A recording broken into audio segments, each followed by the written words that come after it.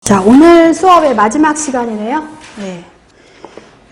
자, 우리 그 지방으로 인해서 생기는 여러 가지 질환을 보고 있는데, 건강 문제를 보고 있는데, 자, 트랜스 지방산, 요것도 잘 나옵니다. 자, 요거 볼게요. 트랜스 지방산은 사실은 원래 자연에 존재하는 건 아니에요. 그리고 요거는 불포화 지방산에서 만들어져요.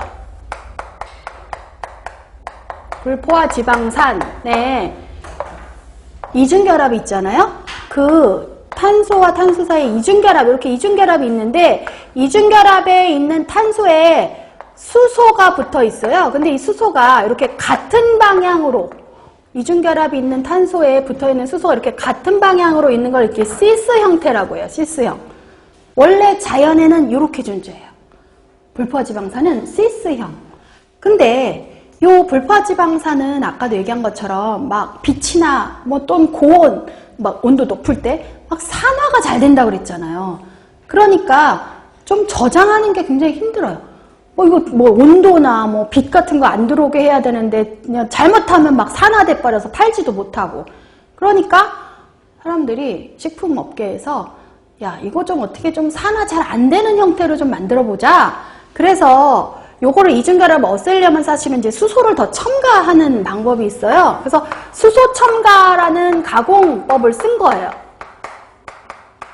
이 과정에서 그래서 이제 불포화 지방산이 이제 요렇게 조금 그 수소를 첨가하면요. 또 형태상으로 경화, 딱딱해져요. 원래 불포화 지방산은 주로 액체 상태였잖아요. 근데 이제 수소 첨가하는 과정에서 좀 단단해지는 고체화가 돼요. 근데 문제는 이런 가공법을 써서 보니까 이게 트랜스 형태를 가진 트랜스 지방산이라는 게 만들어져 버린 거예요. 그래서 이제 트랜스 지방산은 사실은 이제 이렇게 이중결합이 있는 그 수소가 이렇게 다른 반대 방향으로 갈 때를 우리가 이제 트랜스라고 해주는데, 어쨌거나 수소 첨가하는 경화라는 가공 기술을 해봤더니 요가 이렇게 트랜스 지방산이 만들어져 버렸어요. 그래서 우리가 주로 마가린이나 쇼티닝 이런 것들이요, 전부 다 이렇게 경화, 수소 첨가의 경화 과정을 거쳐서 만들어진 트랜스 지방산들이에요.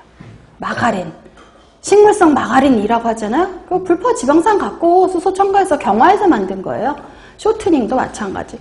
근데 문제는 트랜스 지방산을 먹었더니만 어떤 포화 지방산을 먹었을 때의 건강에 나쁜 점, 막 혈중 콜레스테롤치를 올린다든지 뭐 이런 포화지방산 많이 먹었을 때 건강에 오는 여러 가지 나쁜 점이 나타나더라는 거예요.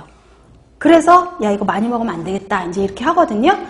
근데 이제 주로 이제 마가린하고 쇼트닝으로 원료를 가지고 만드는 게 뭐가 있냐면 보통 튀김이나 도넛이나 페스츄리, 왜 빵 중에 페스츄리라는 거 있잖아요. 예.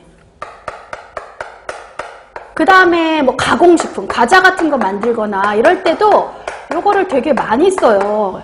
식품업계에서. 왜냐하면 요 마가린, 쇼트닝 같은 트랜스 지방산을 이용하면요, 굉장히 제품이 바삭바삭하고 굉장히 고소하고 이렇거든요.